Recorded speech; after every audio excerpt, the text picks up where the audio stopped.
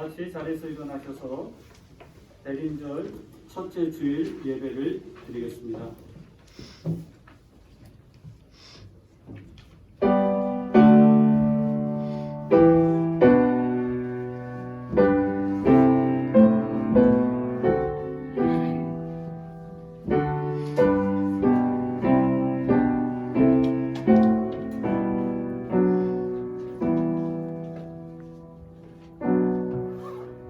내 영혼이 주님을 찬양하며 내 구세주 하나님을 생각하는 기쁨에 이 마음 설레입니다. 주께서 여종의 비천한 신세를 돌보셨습니다. 이제부터는 온 백성이 나를 복되다 하리니 전능하신 분께서 나에게 큰 일을 해주신 덕분입니다. 주님은 거룩하신 분, 주님을 두려워하는 이들에게는 대대로 자비를 베푸십니다. 아멘.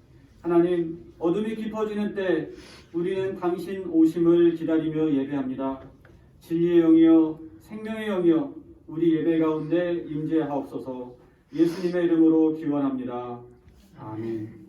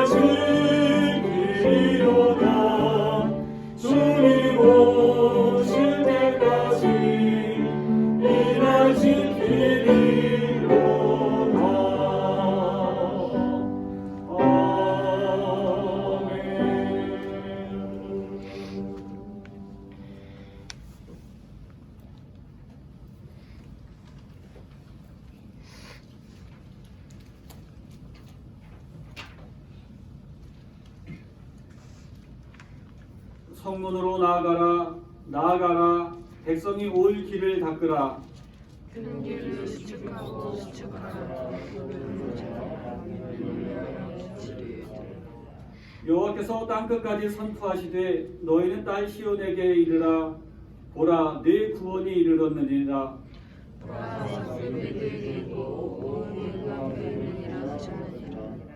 사람들이 너를 일컬어 거룩한 백성이라 여호와께서 구속하신 자라 하겠고 또 너를 보라 저주받은 자여 버림받지 아니한 성을 이루리라.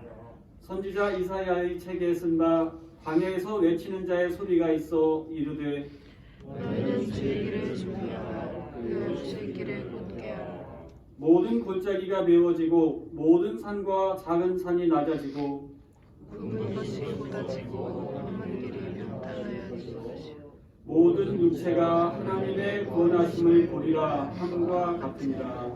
아멘. 영원한 생명의 빛으로 우리에게 오신 하나님을 찬양합니다. 분주한 일상에 갇혀 지내던 우리에게 빛을 향한 신뢰의 시간을 허락해 주시니 감사합니다. 작은 별에 담긴 하늘의 징조를 보고 먼 길을 떠났던 동방 박사들처럼 우리도 주님께서 보여주신 빛을 향해 나아가게 해 주십시오. 우리를 둘러싼 헛된 불빛을 다 뒤로하고 참된 생명의 빛을 향해 몸을 돌이키게 해 주십시오. 주님, 추운 날씨에 자꾸 안으로만 움츠러드는 몸처럼 냉랭한 세상을 살며 자꾸 안으로만 굽어드는 우리를 불쌍히 여겨주십시오. 도움이 필요한 일을 보았을 때는 외면하지 말게 하시고 기꺼운 마음으로 응답하게 해주십시오.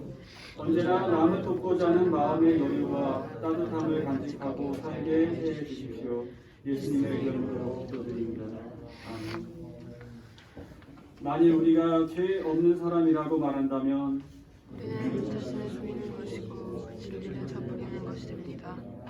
그러나 우리의 죄를 하나님께 고백하면 진실하시고 이름하신 하나님께서는 우리의 죄를 용서하시고 우리의 모든 죄를 깨끗이 씻어주실 것입니다. 아멘. 이제 다 같이 우리의 죄를 고백합시다.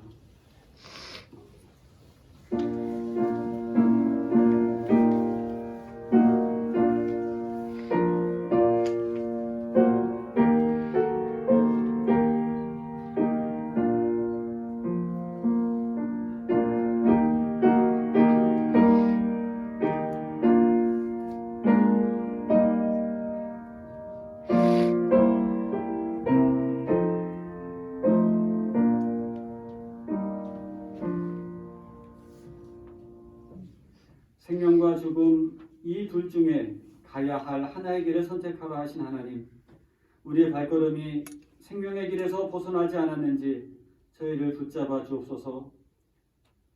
하나님 사랑하는 것을 뒤로하고 여전히 탐욕과 어리석음에 끌려 죽음의 길로 향하려고 하는 우리를 불쌍히 여겨 주옵소서. 잘못된 길을 가면서도 그것이 잘못인지를 몰랐습니다. 주님의 말씀처럼 자기가 만든 어둠에 걸려 넘어져도 무엇 때문에 넘어졌는지도 몰랐습니다. 주님, 우리를 불쌍히 여겨주십시오. 참 생명과 구원의 빛 되신 주님께서 우리 어두운 눈을 속히 밝혀주시고 우리 삶이 변화된 그 증거들이 나타나게 하여 주시옵소서. 너희는 회개했다는 증거를 행실로 보여라. 속옷 2벌을 가진 사람은 1벌을 없는 사람에게 주고 먹을 것이 있는 사람도 이와 같이 남과 나누어 먹어야 한다. 정한 대로만 받고 그 이상은 받아내지 말아라. 협박하거나 속임수를 써서 남의 물건을 착취하지 말고 자기가 받는 봉급으로 만족하여라. 아멘.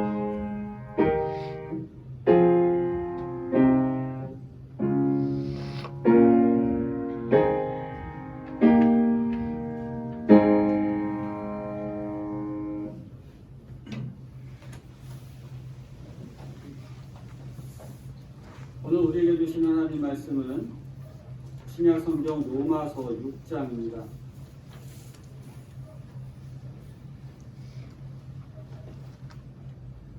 (6장) 20절부터 23절입니다. 제가 성경으로 299면 되겠습니다.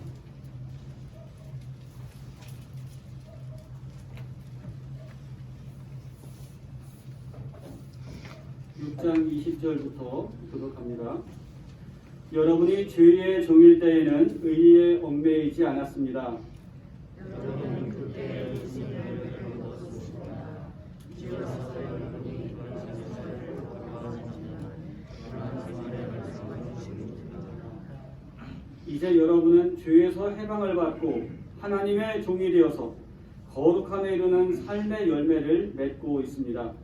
그 마지막은 영원한 생명입니다.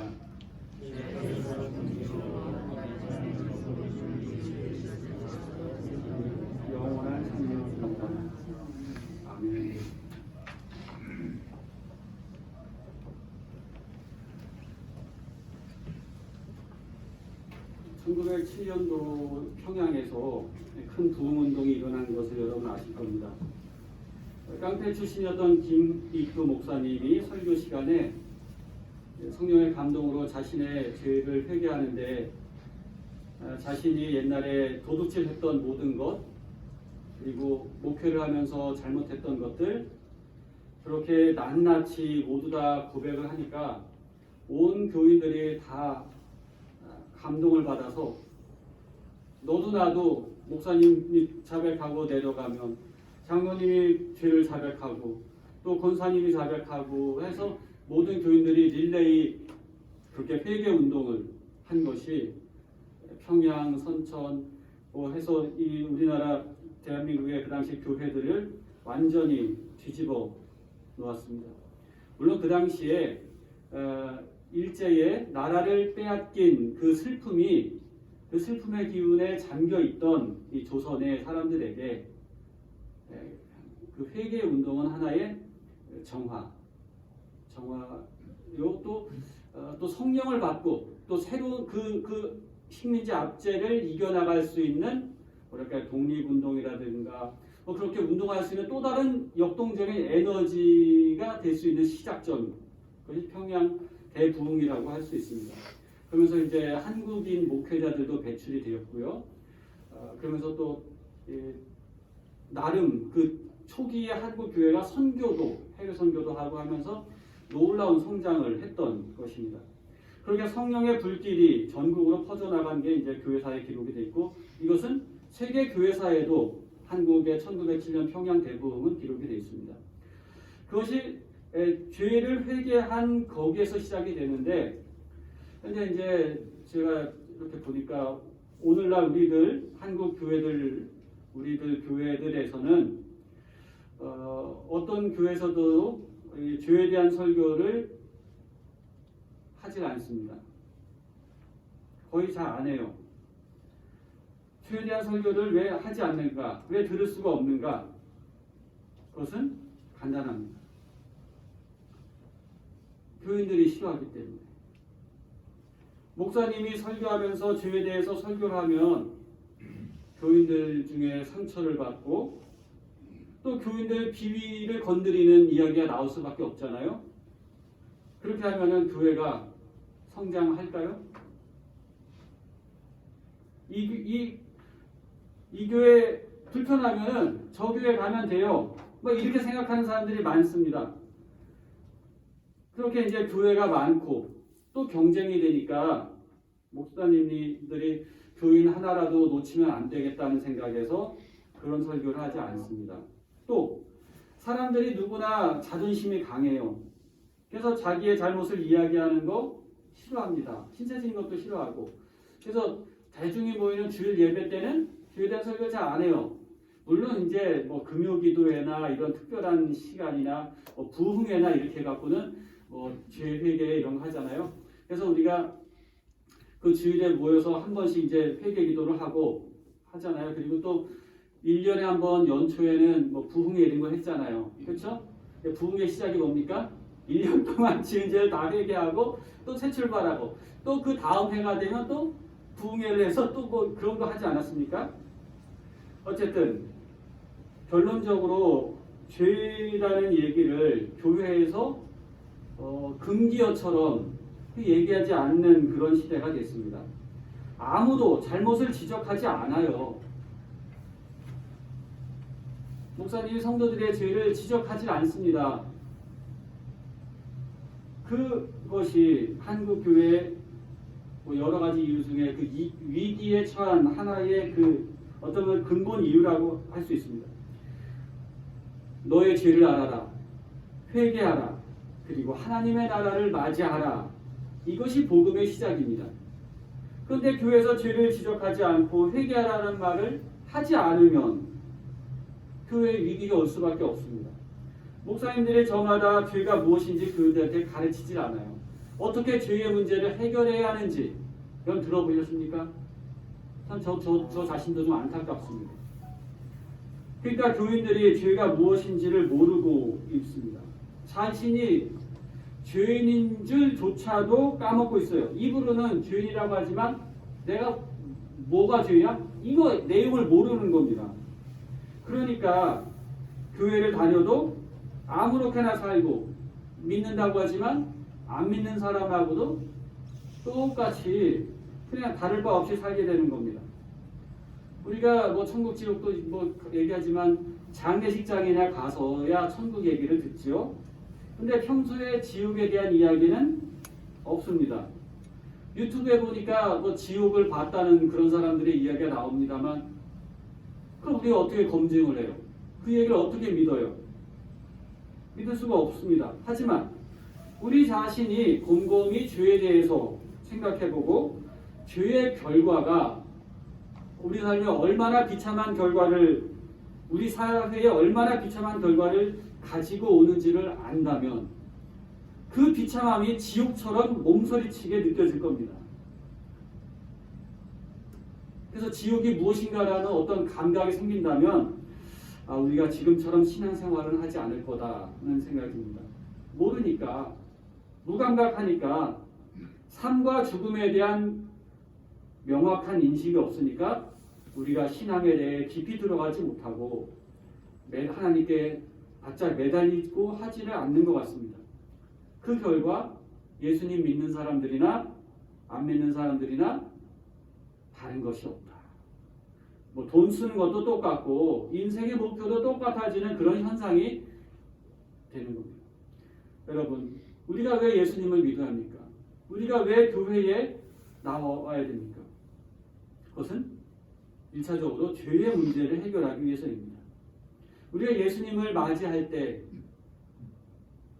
성경에서도 누누이 나오잖아요. 예수님을 구주로 맞이할 때 그 고백이 뭡니까? 주여 나는 죄인이다. 이 고백 아닙니까? 내 죄의 문제를 인식할 때 주님이 필요한 겁니다. 내가 죄인이라는 인식이 없으면 예수님이 필요가 없어요. 예수님 십자가 아무 의미가 없는 겁니다. 이 죄의 문제를 해결하기 위해 우리가 예수님 믿는 겁니다. 죄의 문제를 해결하지 않고는 인생이 행복해질 수가 없죠. 어쩌면 우리 삶의 모든 불행은 죄에서 오는 거라고 할 수 있습니다. 우리가 행복하길 원하지만 행복해지지 못하게 하는 죄, 이것에는 정면으로 맞대응하려고 하지는 않는 겁니다. 또 우리가 읽은 말씀 로마서 6장에도 23절 죄의 대가는 죽음이라고 했습니다. 죄가 이게 간단한 것이 아닙니다. 제가 전에도 자꾸 아파갖고 가서 침 얼마 안 잤는데 말씀드렸잖아요.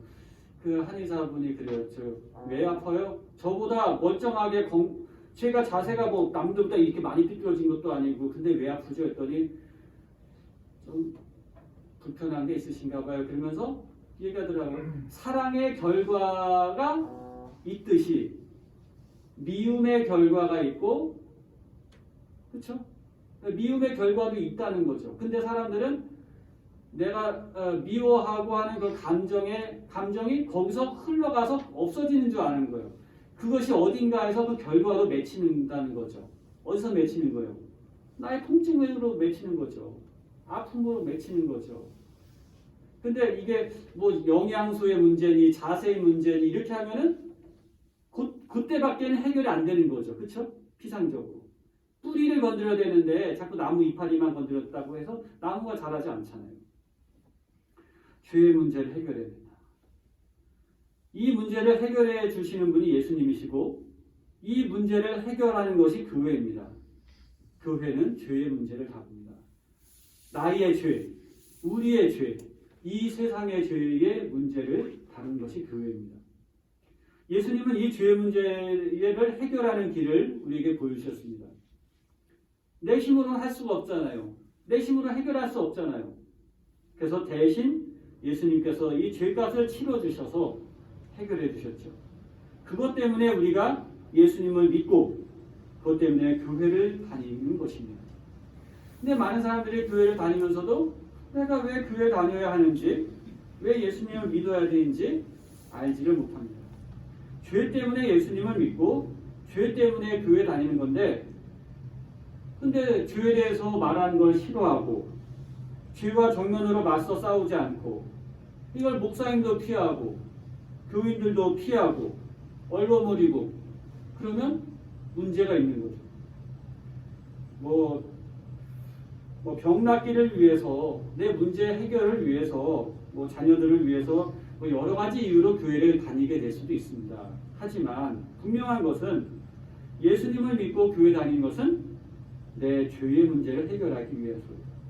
그래서 교회 다니면서 죄의 이야기를 듣는 게 당연한 거죠. 레위기 16장 13절에 말씀합니다. 속죄일에 이 날은 너희가 엄격하게 지켜야 할 안식일이다. 너희가 스스로 고행을 하는 날이다 했습니다. 스스로 괴롭게 하는 날이다. 우리 옛날 성경에는 그랬고 공동 번역에는 너희가 스스로 단식을 하는 날이다. 단식을 하는 날이다 했습니다. 그러니까 스스로를 괴롭히는 날이래요. 그날 안식일에. 속죄를 위해서 고행을 하고 단식을 하라는 말씀입니다. 죄의 문제 이걸 가지고 스스로를 괴롭게 하라는 겁니다. 그렇게 해서 죄를 씻는 것 이것이 하나님 앞에 안식일에 해야 될 일이다 라는 것입니다. 그냥 마음의 평화가 어디서 옵니까? 그냥 오는 게 아니죠. 죄의 문제를 해결하고 자신의 그 죄를 해서 괴로워함으로 인해서 그 문제가 해결되는 거죠. 교회 와갖고 재밌고 위로만 받으려고 하는 건 잘못된 생각입니다. 저는 이제 생각을 해봅니다. 우리가 코로나 때문에 식사도 하지 못하지만 그 시간이 굉장히 소중한 시간이었으면 다시 한번 돌아봅니다. 왜요? 밥 먹는 거 별거 아닙니다. 무슨 영양소가 많고 그런 거 아니에요. 그런데 행복하게 식사를 하는 거잖아요. 한국 사람들이 고혈압, 당뇨가 많은 이유 중에 하나가 밥상머리에서 너무 꾸중을 해서 그렇대요. 아니 아버지랑 오랜만에 가족들이 외식을 하는데 아버지가 아들한테 야 너 공부 성적 어떻고 딸내미한테 너 옷은 어떻고 이런 얘기를 하니까 밥맛이 있겠어요? 그리고 또 밥 먹을 화가 난 상태에서 밥을 먹습니다. 그쵸? 막 우시우시 하면서 밥을 먹어요. 그게 어떻게 되겠어요? 이 몸이 안 좋은 거죠. 그러니까 그럴 때는 이제 감정적으로 안 좋으면 아예 밥을 먹지 말래요. 다 풀어진다는 거고요. 그게 맞는 거죠. 근데 보니까 예배 드리고 은혜 받고 또 반가운 얼굴끼리 서로 만나서 식사를 하는 거는 축복된 시간이죠. 예? 그건 힐링의 식사입니다. 힐링의 식사. 그냥 국수 한 그릇을 먹어도 그건 힐링이 되는 겁니다.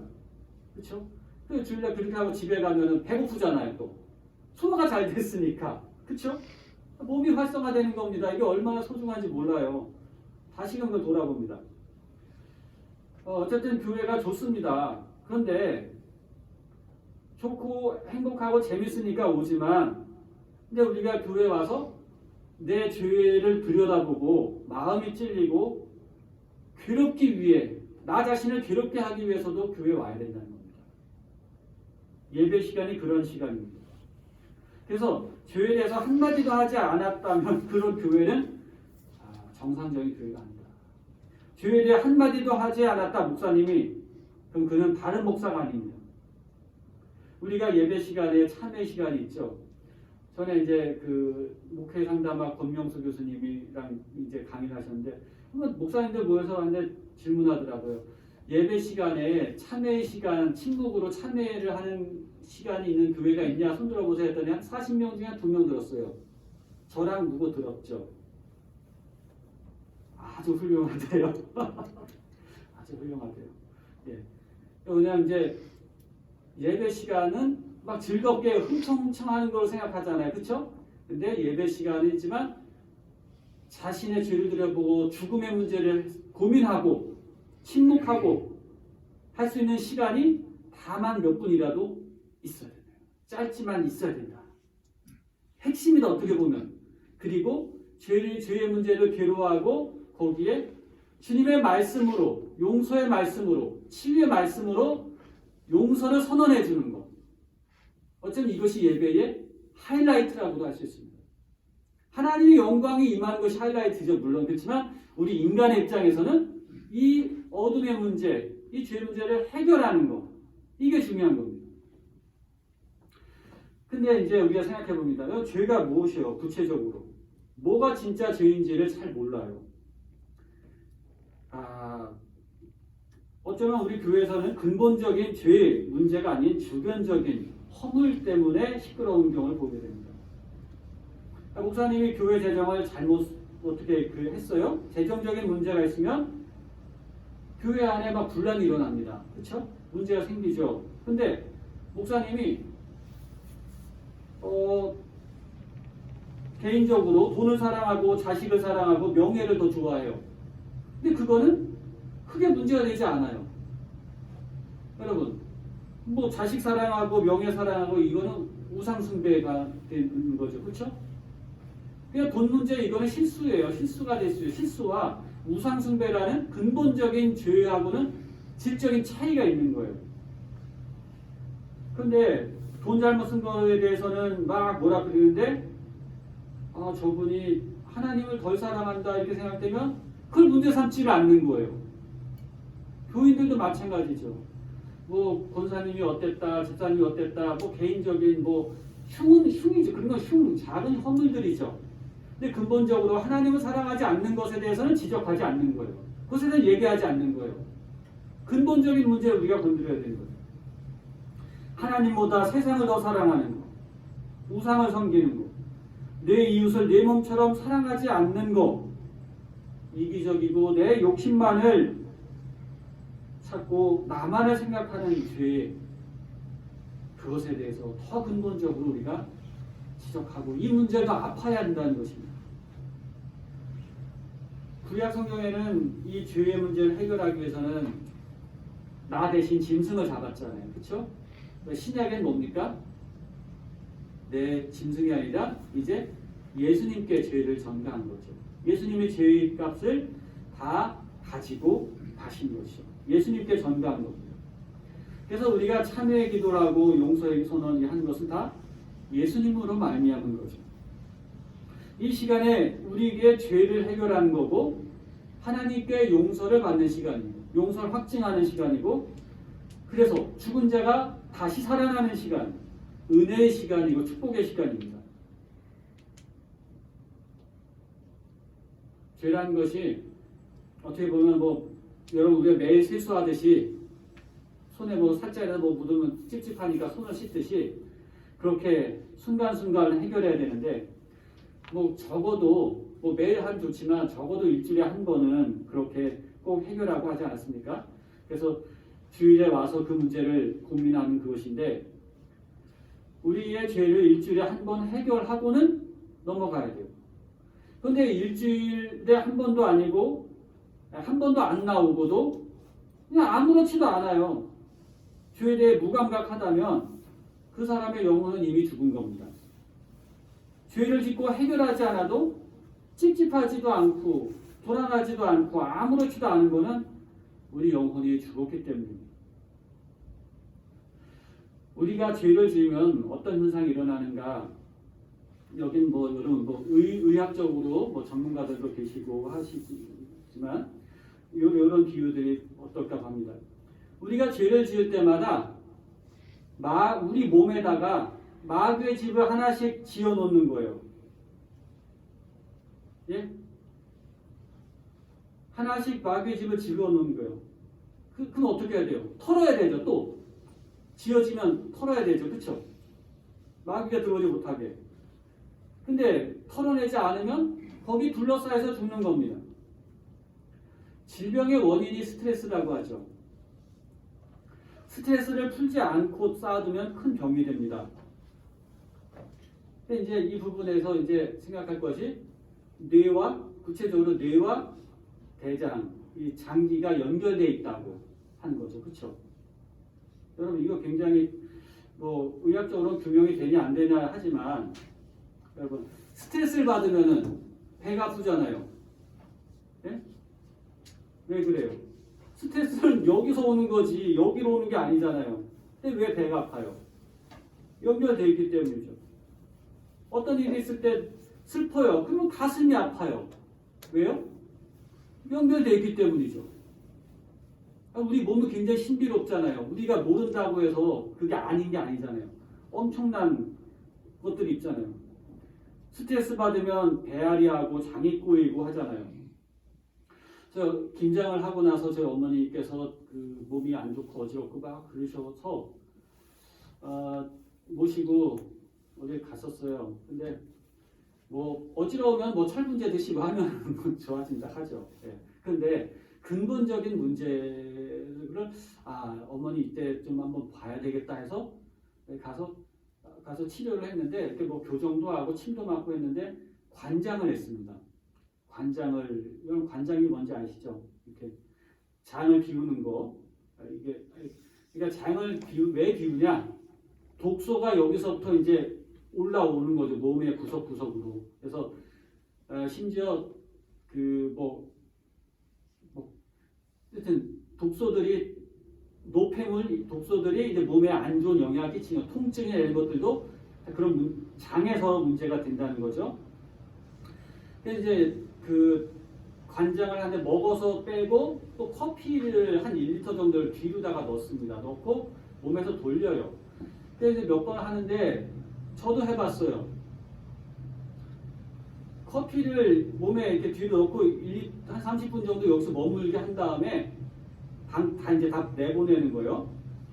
근데 이게 몸에 들어가면 자극이 와요, 몸에. 막 토할 것 같고 어지럽고. 그래서 제가 내가 오래 살려고 이렇게까지 해야 되나? 하는 생각도 들었고, 그동안 내가 얼마나 내 몸을 괴롭히고 살았는가, 내 몸이 괴로울 만큼 내 영혼이 얼마나 힘들었던가, 이런 이제 여러 가지 생각을 했습니다. 그 작업을 도와주는 분이 계셨는데, 관장하는데 손이 막 저리고 막 이런 현상이 와요. 근데 그분이 그러면 이제 이걸 빼면 되겠죠. 근데 좀 더 참으래요 하면서 기도를 하래요. 그러면서 미워한 사람 용서하래요. 아직 용서하지 않은 사람 용서하래요. 그래서 막 기도를 했어요. 그냥 하는 대로 했어요. 하는데 이게 저린 게 풀려요. 풀리고 마음이 편안해집니다. 그렇게 몇 번을 했어요. 그러면서 하다 보니까 가슴에 맺혔던 어떤 이 서러운 거, 슬펐던 거, 이런 것들이 풀어지는 거예요. 내가 이전에 알지 못했던 것들, 그런 것들이 막 회개 기도가 나오는 거예요. 그래서 제가 우리 백성교회 교우들 생각하면서 내가 많이 부족하고 그런 것들에 대해서 눈물을 많이 흘렸습니다. 제가 감히 이 말씀은 참 하기 어려운 얘기인데요. 이게 단순한 미국 속담입니다만, 목사가 가는 길에 교회가 가고 교회가 가는 길에 나라가 간다고 했습니다. 여러분, 이건 대단한 선언입니다. 속담이라지만 내용이 목사가 가는 길에 교회가 가고 교회가 가는 길에 나라가 간다고 했습니다. 목사인 제가 바른 목회 지도력을 행하지 못한 것에 죄송스럽고 또 목양의 어려움을 주님께 간청했습니다. 근데 재미난 현상은 이 장 청소를 하고 회개를 하니까 스트레스를 덜 받는 거예요. 같은 상황에서도. 그리고 화도 덜 나고 마음이 편했습니다. 그러니까 이전에 이게 같이 순환이 되는 거죠.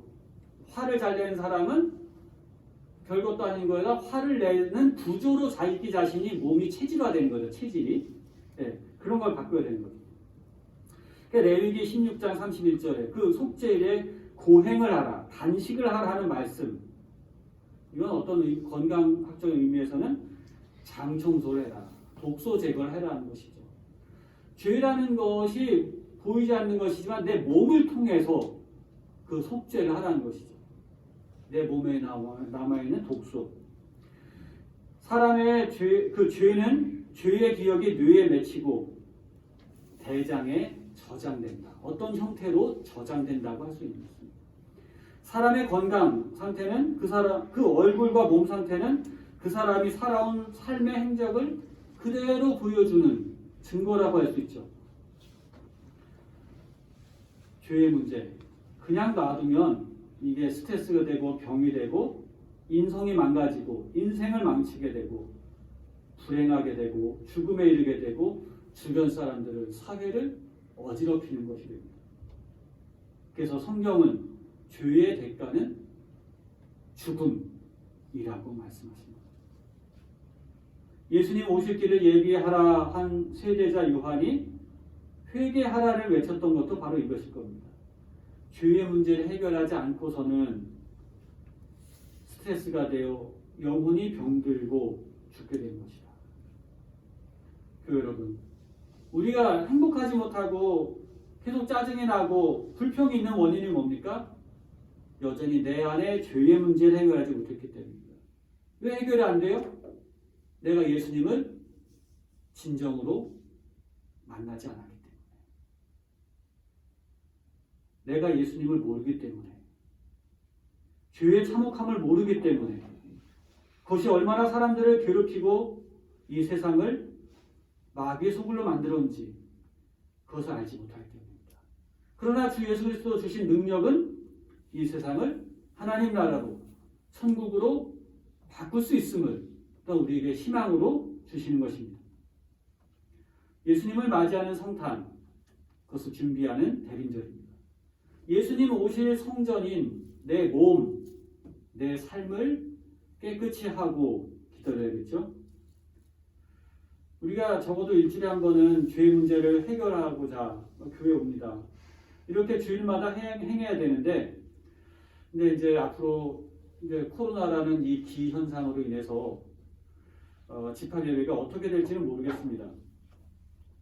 그러나 여러분, 삶의 현장에서 늘 기도하는 것을 잊지 마시고, 간단하게 제가 늘 말씀드리잖아요. 주 예수 기도문. 주 예수 기도문. 죄송합니다만 저 한번 따라해 보실까요? 주 예수님, 저를 불쌍히 여겨주세요. 주 예수님, 제게 은혜를 내려주세요. 아멘. 어렵습니까? 쉽죠? 쉽죠? 쉬우면 누구나 할 수 있고 언제든지 할 수 있습니다. 내 머리에 미워하고 있는 그가 맺힐 때 기도하십시오. 그를 위해 기도하지 말고, 그를 용서하게 달라 기도하지 말고, 주 예수님, 저를 불쌍히 여겨주세요. 내가 바로 서면 되는 겁니다. 내가 바로 서면. 남 얘기할 게 아니에요. 억울함과 서러움이 내 뱃속에서 올라오고 꿈틀거릴 때, 여기가 찝찝찝 머리에 뻗칠 때, 주 예수님, 저를 불쌍히 여겨주세요. 제게 은혜를 내려주세요. 이렇게 우리 영혼이 하나님을 부르고 하나님과 늘 교통할 수 있기를 바랍니다. 그래서 죽을 수밖에 없는 우리가 죽음에 이르게 하는 모든 죄를 회개하고 용서받고 죽음에서 구원받는 은혜가 2020년 12월을 보내는 대림절을 맞이한 우리들에게 함께하기를 기원합니다. 하나님, 죄에 대해서 너무나도 무지하게 알지 못하고 그렇게 지내왔습니다.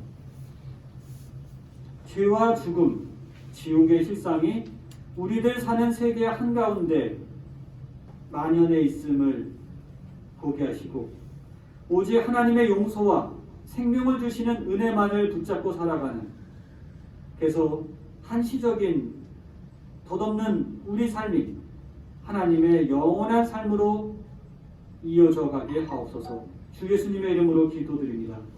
아멘.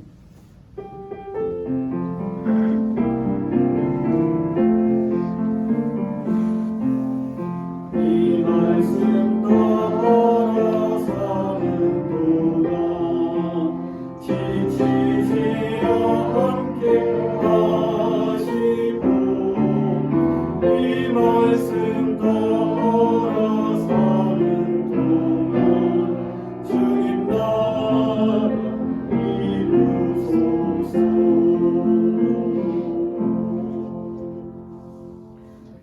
전능하사 천지를 만드신 하나님 아버지를 내가 믿사오며 그 외아들 우리 주 예수 그리스도를 믿사오니 이는 성령으로 잉태하사 동정녀 마리아에게 나시고 본디오 빌라도에게 고난을 받으사 십자가에 못 박혀 죽으시고 장사한 지 사흘 만에 죽은 자 가운데서 다시 살아나시며 하늘에 오르사 전능하신 하나님 우편에 앉아 계시다가 저리로서 산 자와 죽은 자를 심판하러 오시리라.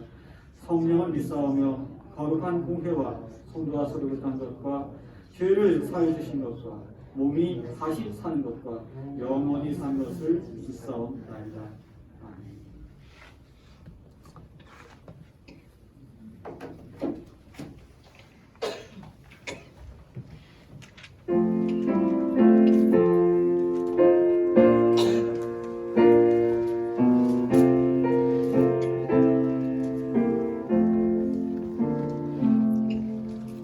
귀중한 몸의 하늘 주 앞에 드리고 우리의 몸과 마음도 함께 바치세 진리를 공유하고 사랑은 성결해 주에서 탄생하신 거룩한 날이세 주께서 주신 은혜 한없이 크오니 우리가 받은 것을 감사히 바치세 기쁨은 충만하고 소망은 불변해 정성과 마음을 다해 경배를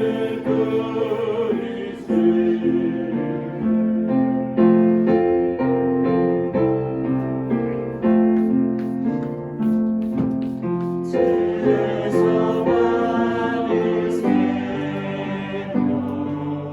양치한 목자들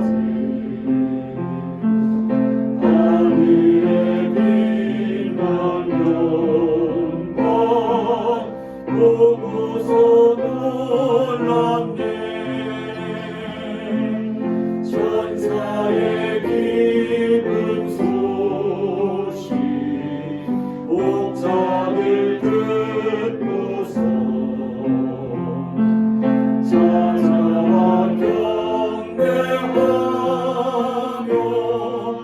영광을 돌렸네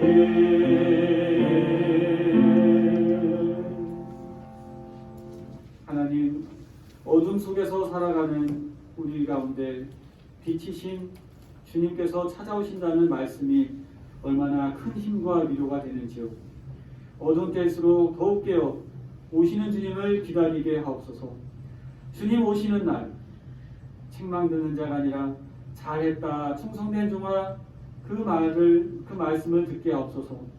이 시간 주님께 감사의 마음과 새로운 다짐을 담아 예물 드리오니 받을 수 없소. 예물을 드린 손길 하나를 기억해 두시고 그 손길이 하는 일마다 살펴주셔서 빛의 열매들을 가득 맺게 하옵소서. 이번 주 큰 수술을 앞둔 분이 계십니다. 당신의 이름을 부르고 영접한 사랑하시는 자녀를 보호하여 주시옵소서. 수술과 회복 모든 시간을 우리 하나님께서 친히 주장하여 주시옵소서. 건강 주심을 감사드립니다. 하나님, 올해도 잘 나게 하시고 또 내년도 더 기쁨으로 더 희망 가운데 내년을 맞이하게 도와주십시오. 또 모든 일을 범사에 하나님께 감사드립니다. 나는 할 수 없으나 주께서는 가능하시고 주님께서 하심을 믿습니다. 잠잠히 하나님의 일하심을 보고 영광 돌리게 하옵소서. 혼란한 세상입니다. 이번 한 주간도 이 나라를 팬데믹으로부터 질병으로부터 감염으로부터 지켜주옵소서. 더불어 기다림의 초가 한 주 한 주 더 밝아지듯이 주님을 향해 나아가는 우리 삶도 날마다 더 밝아지게 하옵소서. 주께서 우리에게 빛이 되어 오신 것처럼 우리도 어둠 속에 있는 이웃에게 빛이 되게 하옵소서. 우리들 자녀들 항상 하나님을 사랑하는 믿음 가운데 거하게 도와주시고 저들이 계획하고 뜻하는 바 하나님이 기뻐하시는 길로 달려나가도록 하나님 축복하시고 인도하여 주시옵소서. 우리 구주 예수 그리스도 이름으로 기도드립니다. 아멘.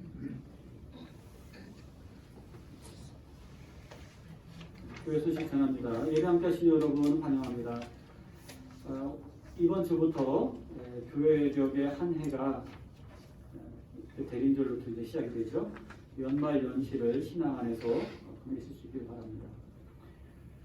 예배 영상은 매 주일 오후에 유튜브에 올립니다. 따로 광고를 안 하더라도 올라가고 있는 거니까 그렇게 아시고 구독, 좋아요, 알림 설정을 해주시기 바랍니다. 황 여사님 남편 이학권님의 수술이 내일 있습니다. 강남 세브란스에서 식도암이기 때문에 여기를 절제를 하고 이쪽 장기를 하나 꺼내서 이쪽에 붙여서 이어야 되는 그런 대수술입니다. 부위는 작지만 그 해결하는 과정은 아주 대수술인데 또 의학이 발달됐다 보니까 이제 그것이 의사 선생님은 자신 있다고 하시는데 이분 연세가 82세입니다. 그러니까 여러분 수술이 성공적으로 되고 회복되기를. 그래서 지난번에 그 아들 집사님이 와서 썼잖아요. 그 예수님 영접할 수 있게 기도해달라고 그랬는데 저보고 해달라는데 그럼 어떻게 해요? 제가 무슨 능력이 있어요? 사람의 마음을 움직이는 하나님이잖아요. 근데 지난주에 한번 갔었는데 마음의 문이 열려 있었어요. 그런 거 강요하는 거 싫다고 그러셨거든요. 근데 그래갖고 무릎을 꿇고 기도를 받으셨어요. 참 하나님의 자녀로 예수님을 영접하는 귀한 시간이 있었습니다. 무사히 또 하나님이 주시는 선물로 성공적인 수술로 이렇게 마쳐지길 바랍니다. 어려운 시기입니다. 이럴 때일수록 서로에게 격려가 되는 말을 우리가 나눌 수 있기를 바랍니다. 너무 궁금하거나 이런 것 혹은 흠이 보이거나 이런 것들은 웬만한 속으로 사귀고 좋은 것만 전해주시기 바랍니다. 감염 예방 수칙을 지켜주시고 또 예연이가 그 경기대 산업디자인과 졸업작품전 아마 내일 마치는 거죠. 그래서 고생하는데 다음 주에 보게 되는 격려해 주시기 바랍니다. 지금 코로나 팬데믹으로 인해서 다음 주부터는 예배를 어떻게 진행해야 될지 지금 고민 가운데 있습니다. 온라인 영상을 올리는데 여러분들도 제가 다 모이시라고는 할 수는 없고 주일 예배는 어쨌든 시간은 그래도 지켜야 되지 않겠는가 하고 온라인으로 영상을 올리겠습니다. 못 오시는 분들은 그렇게 온라인으로 예배를 참여해 주시기를 바랍니다. 다 같이 일어나셔서 인사 나누겠습니다. 정면 집사님 여기 장마 전부터 없어졌었는데 여러분 잘 지냈죠? 반갑습니다. 사랑합니다. 축복합니다. 존경합니다. 축복합니다. 사랑합니다. 교회 여러분, 우리 안에 주인으로 자리 잡고 있는 것이 무엇인지 돌아보십시오. 부질없고 그릇된 것들이라면 내쫓으십시오. 진리와 정의와 사랑의 영이신 주님만을 주인으로 모시고 사십시오. 아멘. 내 삶의 주인으로 모르는 채 살아온 지난날의 모습을 간청합니다. 헛되고 더러운 것들을 다 비우고 살겠습니다. 주님만을 주인으로 모시고 주님의 일하심을 받는 되겠습니다. 아멘.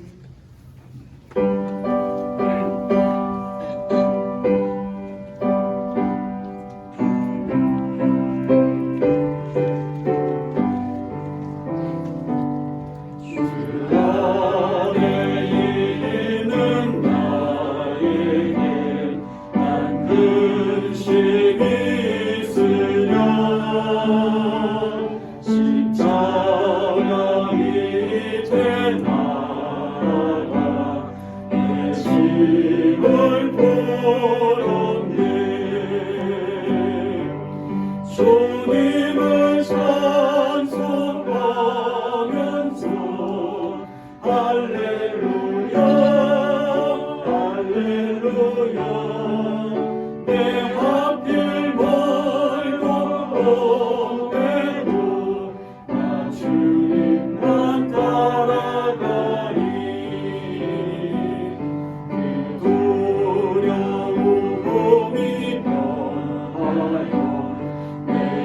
우리도 되었고 전날의 왕순가하여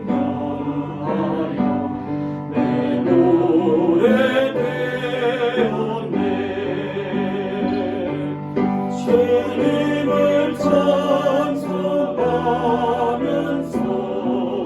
할렐루야 할렐루야 내 앞길 멀고 오래도 나 주님만 따라가리. 내 주님 자비하소서 늘 함께 계시고 내 궁핍함을 아시고 내 채워주시네. 주님을 찬송하면서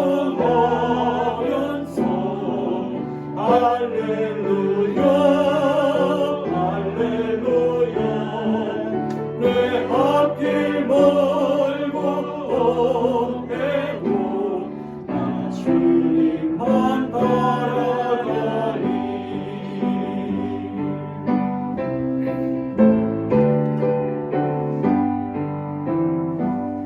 내 주와 맺은 언약은 영불변하시니 그 나라 가기까지는 예고하시네. 주님을 찬송하면서 할렐루야 할렐루야 내 앞길 멀고 오매도 나 주님만 따라가리.